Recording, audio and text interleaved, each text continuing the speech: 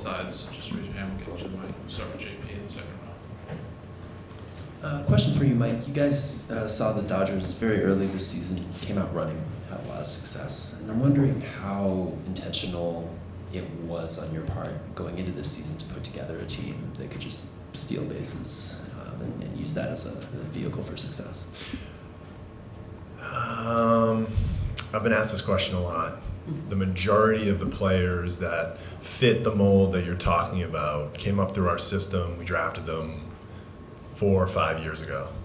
So trying to make it seem like now that was prescient, right? That we knew rule changes were coming 4 or 5 years down the line. It's just, we ended up drafting a lot of high athletic speed guys that have kind of come up through our system, and it coalesced with the rule changes. And yes, that's, as the rule changes came out and were coming out, we were hearing the discussions of them. We felt like we had an opportunity with the team that we had to make a jump from where we were last year, and turn our offense into a different type of offense than we were able to have before, and we had a lot of success with it. Steve. Derrick, can you just talk about the decision to extend Mike and just kind of how that process went? Yeah, we actually talked about it months back. I made a few references to Mike that it was probably time to start talking about his future and extending. He had 1 more year left, and of course Ken and I are thrilled with the job that he and his team have done, his regime. So we started talking really 2 or 3 months before all the rumors came out with some of the recent news that had taken place. And it just gave us a reason to accelerate it. And we had real good conversations, and we were able to wrap it up before the end of the season. But for us, really a no-brainer. We've loved the direction that Mike has taken us. He and his team have put us obviously in a good spot. And it's something we've been building. When we first hired Mike, in 17, one of the top priorities then was let's fix the farm system. And we went from a bottom 5 to a top 5 in quick fashion. And at the same time, he was also building what we were hoping would be a very sustainable model, and we're thrilled with the job that he's done and with his leadership, and things have been very smooth. So I'm excited that he wanted to be here. First and foremost, that was the conversation we had. Obviously, Mike's got, and he could speak to it more than I can, it's him. But he has the history in Boston, and Ken and I wanted to make sure that he wanted to be here, and he made it clear he did. He also took it upon himself to sit down with his family and his sons, which we thought was very special, before he agreed, and just wanted to make sure they were on board, and of course they were. And so that makes me very happy that they're all happy as a family in Arizona, and he's made it home, and he's been a tremendous leader for me. Mike, could you expound a little bit on that? On your thinking of it? Sure. Reaction to it? Yes. Derrick and I started talking about this a while ago, and I am so very grateful and appreciative of the opportunity that I have. I've felt that from the day I've gotten one of these jobs, and I wake up every day trying to prove that I deserve to keep that job, and because of how special it is to be able to work in this type of job and for this organization. And look, yes, I have a lot of family back in Boston. I have a lot of my best friends that I work with back there. We committed when we came out here to building something that involved winning, not just doing this job to do this job, or some perception of what could be deemed doing this job well, building a farm system or finishing 500, I don't know. Going deep into the playoffs and winning a World Series, and that's not done. We're not even close to that yet. And so I felt like that part was very much left undone. And when I started this process with the guys, men and women that I've brought into the organization, some from other organizations, some that we've hired, there's a responsibility to kind of still be here and not be the first one to leave. Before they get opportunities to go do those things too. And that weighed a lot on me. And then, as Derrick said, I sat down with my kids, and the vote wasn't, it wasn't unanimous, but like I didn't really weight all the votes the same. The senior in high school had a little more pull than the 8th grader had, you know what I mean? But they all love Arizona. We love the community we have here, the family we have here. And it was, Derrick and I, from the very first thing, I just told him, I said, I'm not going anywhere. So I want to be here. I want to be here. We need to get something done. We want to get something done. It's very important to me that the group that's around me gets done too. And so I'm even more appreciative that Fitz and Amiel got taken care of the way that they did, and the trust that they showed those two guys who are the backbone of what we do, who are literally the reason we have been successful to this point. Those two guys and the people underneath in our front office. And so I'm even more appreciative that when I talked to Derrick and Ken about that they were equally as excited to make sure that those guys got extended too. And I think that's going to pay long-term dividends for the organization. You said I'm not going anywhere after the Boston thing opened up? No, I mean, just as we were having conversations through the course of the thing, I was like, look, I'm not, we would have, the first conversation was very casual. We didn't talk about anything specific. He knew I wasn't going anywhere. I get what was swirling around publicly, but I think the what we're trying to create here is going to take a little bit longer than where we're standing this season. He's our shrewd chief negotiator, and he took away all his leverage, which was really fun to see. Up here in the front. Jack. Hi, Derrick. The organization obviously walked through a very tough time a couple of years ago. My question is was there ever a moment of doubt that you made the right choice, and how did you guys work through such a down period together with Mike, to get to where you are today as a team, when I say as an executive team? He's family. We felt it. We were going through it with him, and looking back on that, there were no regrets whatsoever. We knew we made the right decision in hiring Mike. We knew we had to give him as much time away as needed. When Mike just complimented the rest of his staff, his leadership team, and we know how vital they are and important, they stepped up at a time when we needed them to, and they were willing to. They wanted Mike to take as much time with his family as he needed. He did take time away, but I can tell you, he was never really away, right? And so we almost felt guilty because Mike never stopped working. And he's tireless, he's committed, but the game was important to his wife too. And she watched every pitch with him and was right there for every moment of the journey with him, and he was by her side, as were others. I mean, this entire organization gave them the support they needed. Tori's wife sat there with Nicole every day. So it was tough to go through it. We all grew even closer because of it, but absolutely no regrets, and we knew we had the right guy. He remained as committed to our organization during that tough period as he did when we first hired him, or as he did when we extended him just a week or two ago. Down here in front on the left. Hey Derrick, just curious for you guys, what does it mean to you to just have the kind of stability in this particular role in your organization? Mike's obviously been here for 6 years, and this would potentially make it more than a decade. The stability has been great. It's been a breath of fresh air for the organization and for our entire leadership team to know that they have the same baseball leadership in place, and that's our field manager as well. They've been here since day one together.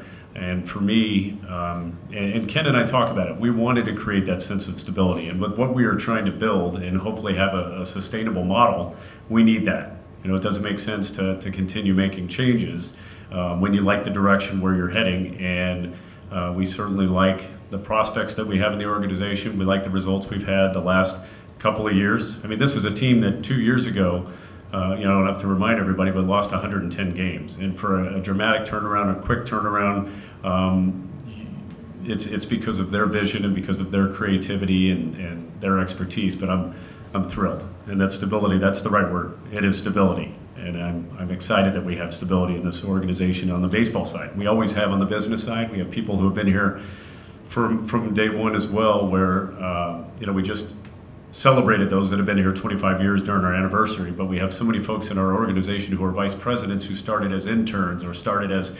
in ticketing, and now they're senior vice presidents in our organization. that's the same stability we want on that other side. So I'm thrilled and very proud. David? This is for both of you guys, really. You talk about stability.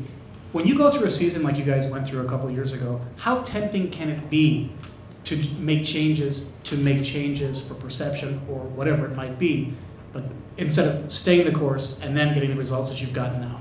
It makes it so much more rewarding today when you know you made that decision, and we could have made changes, and of course we had conversations about making changes, and we had conversations about making changes, but we thought at the end of the day we had the right people in place, and I think it's proven to be true. We're extremely excited about our manager, his style, his philosophies, the relationships that he has. Of course, he and our general manager are very close, but I think in the past we may have made changes, and we did for years, and we've learned that that's not always the right move. We do need that stability, and I'm just thrilled that it proved to be the right decision, and that here we are a couple years later in obviously a much better place. In the back on the left. Hi, Mike. Ketel Marte was one of the first players you acquired when you got here. What's it been like to watch him grow over the years, and what kind of catalyst has he been for the team this year? Yeah, the last time we were here, we had brought him up in the middle of the season, and we had to make him our shortstop for the whole remainder of his rookie season. And we ended up playing here, and we think about that stuff a lot. Obviously, a lot's changed since then. He's moved around quite a bit.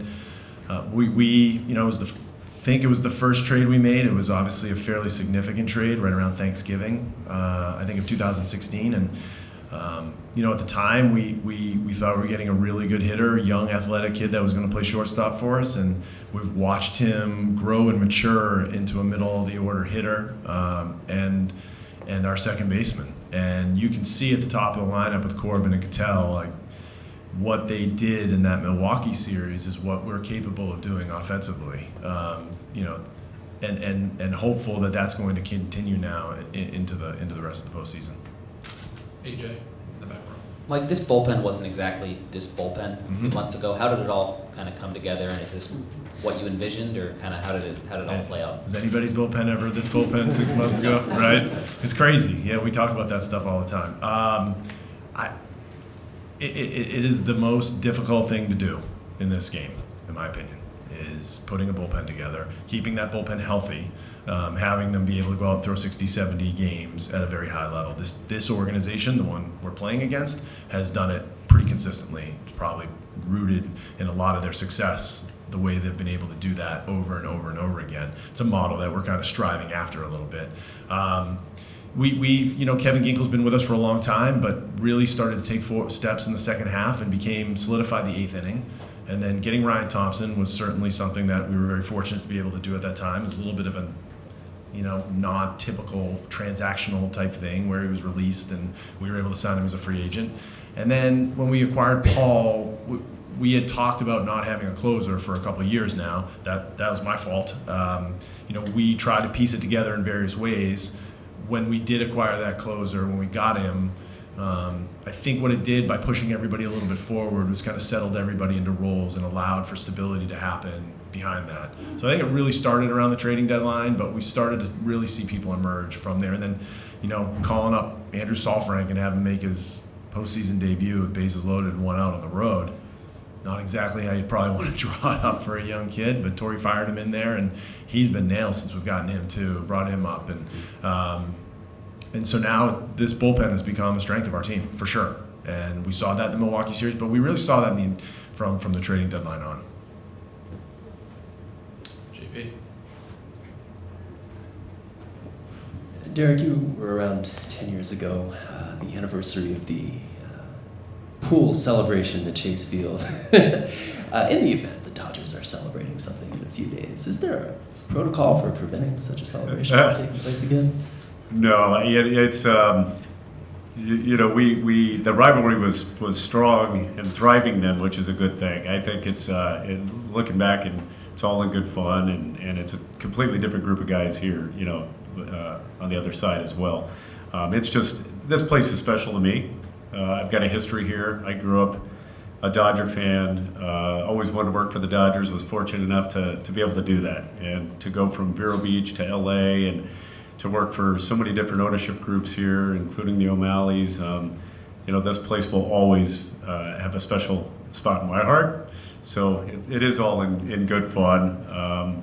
Just coming back here and seeing everybody I worked with for so many years who are still here, that's beautiful. You talk about stability, it's everywhere you walk around in this historic place. But no, look, we know, like Mike said, this team here, they are so good, and year after year they prove if you're gonna go somewhere, you gotta go through them, and they've earned that. So they have the right to celebrate however they want, wherever they want. They have certainly earned that opportunity. I wouldn't mind jumping in the pool again. I didn't. He did. Nick. Mike, we heard Gabby. It sounds like he's doing better. Obviously, Jake is down. What other? I didn't hear the second one. McCarthy. Oh, yes. What other? What roster considerations are you guys weighing most heavily right now? In terms of split. I'm anticipating that we maintain the split that we had. We're talking about a position player move and a pitching move that would involve a bullpen and bench or platoon scenarios that we might we've kind of had some conversations already. Obviously, we'll file that tomorrow. I'm sure we'll finalize that tonight, and there's not going to be seismic changes to what we've been doing. Up here at the front, we got the pair. You're Okay. Has there been any change in Mike's title or general description or job duties with this extension? No, he's responsible for all the baseball operations and continues to be, regardless of the title. But the title's the same. One follow-up on that. The organization enjoyed a nice attendance bump this year over last year, and now you're in a playoff run. Will those issues, or I should say those things, inform your future payroll discussions more so than, say, the change in the television contract? We hope so. Yeah, I mean, the great thing about our ownership group, and Jack, I think you know this, is they've never put a penny in their pocket, and they're always going to invest it in the product on the field or to enhance the experience at the ballpark. So that'll continue. The more that we can hopefully grow revenues, which is the whole purpose of why we're looking at where we're going to be in the future, whether it's at Chase Field or elsewhere, so we can grow our revenue, is to compete. And we always want to push the envelope as much as we can when it comes to player payroll. And our commitment, that's never going to change. We're going to continue to do as much as we can to give them more to use resource-wise. This is really for both of you guys. Just curious, how do you guys view the challenge of having this Dodgers team in your division? I don't really think about it. They're a really good team. They're in our division. I mean, you pick a lot of other divisions, you could ask that question of a lot of other teams, right? They have consistently shown the ability to go out and retool and repurpose their roster and bring on the next wave of guys and be just as good, if not better. They're probably the best run organization in baseball from my perspective. But that doesn't mean we can't be too, right? That doesn't preclude us from doing similar things. We have access outside of maybe some players. We have access to all the same resources, the same decisions in the draft, the ability to go out and make trades. I mean, going out and get Ryan Thompson, anyone could have gone out and gotten Ryan Thompson, right? And so the fact that we got him this time, but if we miss on the other ones that we didn't get, then that's not the excuse of the Dodgers being in our division. Is not what we talk about in our walls. So I don't really think about it too much. We have a strong division. I actually think getting into the playoffs helps us when you play in a strong division, because you get battle tested during the course of the year, having to walk into this place and play these guys and get throttled sometimes, and sometimes stand up to them and beat them like we did earlier in the season. I just think that prepares you for playing in this environment right now, where every single pitch and every ounce of preparation matters, to win in October. I think it's exciting to be in this division, and any given season, any of these teams in this division could have a successful season. And you look at what the Padres did last year, and even at the end of this year, they were coming on. The Giants were in it till the very end. So I think it's it's anybody's division any season, and I have confidence in our baseball leadership that we can compete. We always will. Take two more, one in the front, and then we'll go to Bob. Mike, I was curious just what your observations are of the continued evolution of Merrill Kelly. When we first signed him, we were extremely excited to get him. We didn't really know what to expect. I know a lot of pitchers have come back and been very successful. We thought he was going to be a solid back end of the rotation starting pitcher.